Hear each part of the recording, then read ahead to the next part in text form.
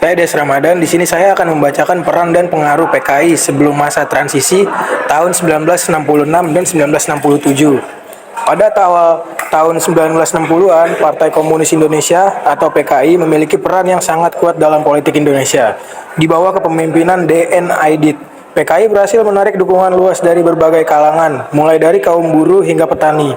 Partai ini juga dekat dengan Presiden Soekarno melalui konsep Nasakom, nasionalisme, agama, dan komunisme, yang dirancang untuk menyatukan tiga ideologi besar di Indonesia. PKI mendukung kebijakan anti Barat yang dijalankan Soekarno dan aktif dalam gerakan konfirmasi terhadap Malaysia.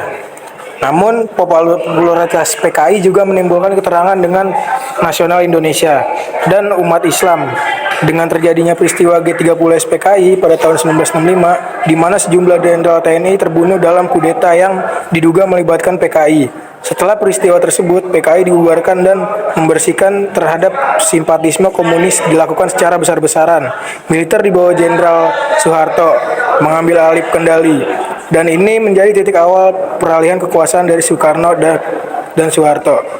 Setelah peristiwa G30S, Indonesia mengalami masa transisi yang penuh gejolak. Krisis politik dan ekonomi semakin parah, sementara dukungan Soekarno terus menurun. Di tengah situasi ini muncul gerakan mahasiswa dan pemuda yang mengorganisir demonstrasi besar-besaran melalui Kesatuan Aksi Mahasiswa Indonesia atau KAMI.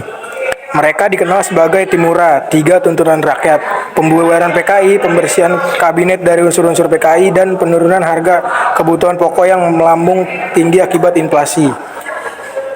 Aksi Tritura menjadi simbol perlawanan terhadap pemerintahan Soekarno yang dianggap gagal mengatasi krisis tekanan dari mahasiswa dan kelompok masyarakat lainnya, mendorong militer yang dipimpin oleh Soeharto untuk mengambil peran lebih dominan dalam pemerintahan.